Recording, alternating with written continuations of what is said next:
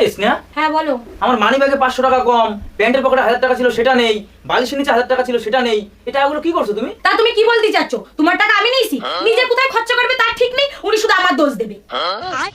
বাইগান। হ্যাঁ হ্যালো, কি বলিস? সরকার আবার 500 টাকা নোট বদল করবে? মানে যে পুরনো 500 টাকাগুলো আছে এগুলো ব্যাংকে জমা করে নতুন 500 টাকা নিয়ে আসতে হবে? আচ্ছা ঠিক আছে, রাখ তাহলে, দেখি আমার কাছে যতগুলো নোট আছে আমি ব্যাংকে দিয়ে আসি।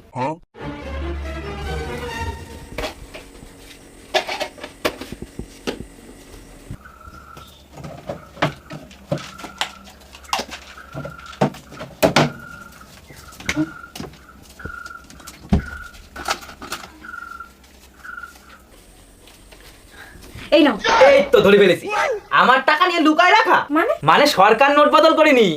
আজকে দেখবো তুমি কি মন্দির ঘরটিকে বেশি ভালোবেসে থাকো নাকি আল্লাহর ঘরটিকে বেশি ভালোবেসে থাকো। যদি তুমি আল্লাহর ঘরটিকে বেশি ভালোবেসে থাকো তাহলে এই ভিডিওতে একটা লাইক দিয়ে চ্যানেলটি সাবস্ক্রাইব করে দিবে। আর যদি মন্দির ঘরটিকে ভালোবেসে থাকো তাহলে কিচ্ছু করার দরকার নেই, আর কমেন্টে লিখে দাও আই লাভ ইউ আল্লাহ।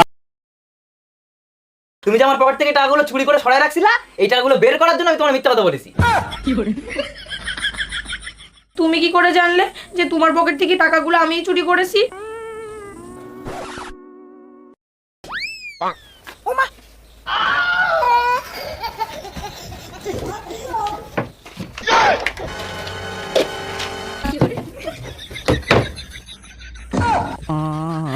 আমার টাকাগুলো দিয়ে দাও না, আমি অনেক কষ্ট করে টাকাগুলো চুরি করেছিলাম। দাও না আমার টাকাগুলো, দিয়ে দাও না ওই টাকাগুলো আমারে। 10 টাকা, 10 টাকা নিয়ে আমি কি করবো? ওই জায়গায় আমি 4-5 হাজার টাকা জমাইছিলাম, ভালো লাগে না।